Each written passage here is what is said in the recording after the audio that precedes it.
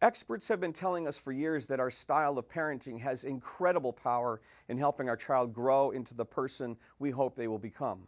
Through our daily interactions with our child, and especially with our discipline, we can set them up to be encouraged individuals and leaders, or we can break them down to join the millions of followers out there looking for someone else to tell them what to do. If you want your child to live a happier life, you've got to teach them how to dream big. Here are 5 things every parent can do to begin immediately in helping children dream big. And it all starts with a dream book.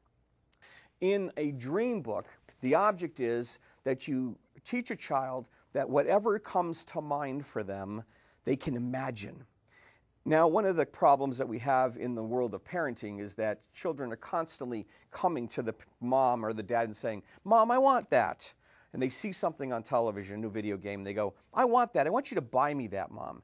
And the mother says something like, "No, honey, we don't have any money," or "Your birthday's coming." And the parent is worried that the child is constantly going to be asking.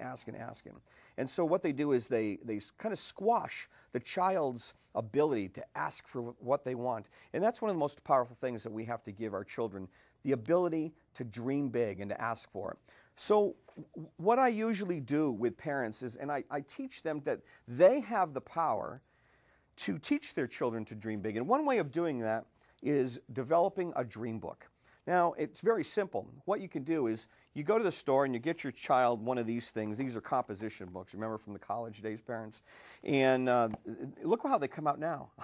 I wish I was in college these days. Look how beautiful the composition books are. Why I pick a composition book is because they're durable, they're sturdy. And what you should do is sit down with your child and you teach them that from now on, you're going to get this book that you can do, and you can anything that you can dream of, you put in your book. So when the child sees something they want, instead of the parent saying, "No, we don't have enough money, honey," or "Your birthday's coming," or "Your bedroom is full of these toys," say, "Put it in your dream book." You just go to the child and teach them that they can decorate this any way they want. And this becomes a safe keep for any time they think of something that they want. They can go and write it in their dream book. And again, it begins to grease the skids, if you will, about the things that kids can do with taking their dreams and putting them in a place where they can keep. Now, some parents worry about, well, what if she wants you to buy all that? Don't worry about that. Just start with this process to teach your child that they can dream as big as they want. You don't have to buy it for them, but just get them in the process of dreaming big. Now, here's number 2. Number 2 on the list for parents to keep in mind how to teach your children to dream big is to stop talking so much. Parents talk way too much. And when parents talk too much, you can actually send your kids into what's called parent deafness. And you want to know what parent deafness is? Watch a Charlie Brown cartoon sometime when the teacher talks. That's parent deafness. So there's things that we can do as a parent to talk less and let their creativity do more speaking. Now, I want to roll a video clip in just a moment here. It's a very short clip, so I encourage my viewers to take a very close look at what you're about to see. Notice what the father does to this little girl in this video clip. Let's go ahead and roll it and take a look. My picture, it's an airplane my grandma went on. That's really nice, Julie. But you've got the wheels in the wrong place. You can't have wheels on these little wings back here. Oh, okay. Julie, hold on. You want me to help you fix them? No, it's a dumb picture anyway. I was like, so what you just saw is this little girl created the drawing of the airplane, and she brought it to her dad. She goes, "Look what I did, look what I drew." And the father, he came from a position of fear, which really stops a lot of us from ever achieving our dreams. And what did he do? He pointed out to his little girl what he wanted her to do is to realize, you don't put the wheels on that part of the plane. And so deep inside, I think what the dad is doing, saying, "Oh my goodness, if my little girl ever goes into airplane engineering, she's going to mess it all up." But we can't come from a position of fear. When they're at that age, it doesn't matter. Let them draw the wheels on the roof. You know, we just want them to be able to take what's in here and create it in front of them. So it's really important for us to not be ready to kibosh what our kids do, ready not to throw a wet blanket over it, and let them really experience what's inside and then to create that in reality.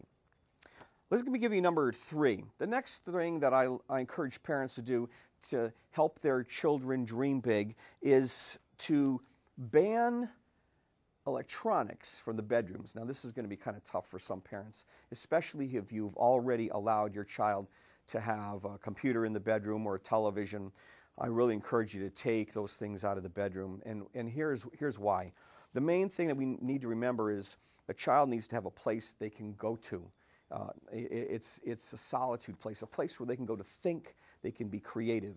So I always encourage parents to remove those things from the bedroom right away. We want our kids' bedrooms to be a place of silence, a place where they can be by themselves and get in touch with the voice, intuition, whatever you want to call it, that's trying to reach out and connect with them.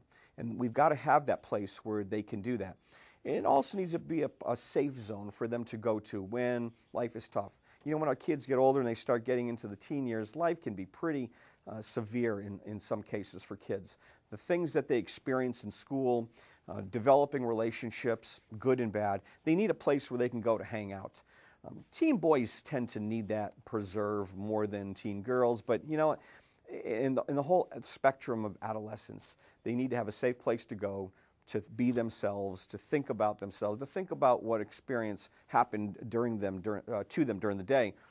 And they shouldn't have electronics going on. Now, you know what, I'd even be willing to let them have a boombox, let them have their music. You know how kids are, especially when they get into the tween and teen years, they really want that music. So a small place or a small device to listen to music is certainly okay. Let's go to number 4. Here's the 4th thing that I encourage parents to do to help them really develop their child's inner soul is set up screen-free times.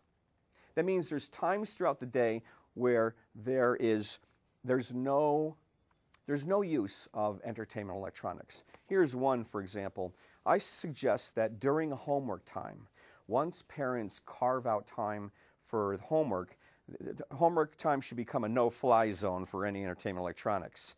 And here's the tough part, parents, even if there's no homework. We must preserve that place because look, if you say, okay, fine, you can play with your Nintendo DS because you have no homework. What's to stop a child from coming home and lying to you and say, Mom, I have no homework, when they know they can go to the electronics? But if they know they can't, then they're less likely to do that. I also encourage parents to have a limitation on entertainment electronics. Now, it's going to be a personal choice what you're going to do with your child, but I encourage you to limit it to no more than 2 hours a day of entertainment electronics time, depending on the age of your child. Now, as the parent, you're in charge, which means you can give extra time and you can take it away as well.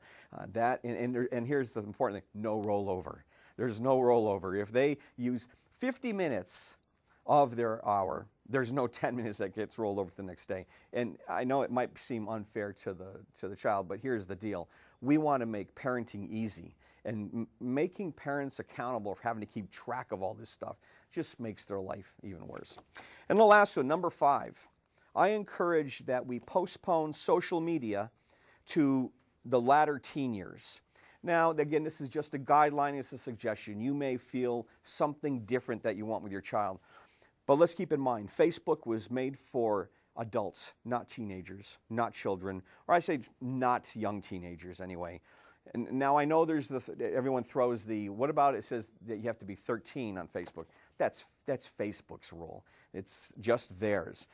I encourage you to reconsider the use of Facebook and MySpace and some of these other devices.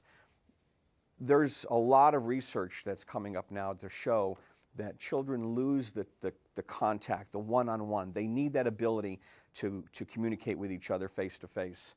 And sometimes I think we're finding that bullying is now 24 hours a day thanks to these devices. When we were young, bullying seemed to come to an end at 3:15 when we got home from school. Now it's around the clock. So we want to reconsider that. Again, these are all guidelines. I encourage you to at least take 1 or 2 of these and consider them in raising your child to be able to dream big. Now that you have a simple formula to help your child dream big, we're going to meet someone coming up in the next segment who not only believes in dreaming big, but also taking that next step to act on those dreams. Stay with me through the break. We'll be right back.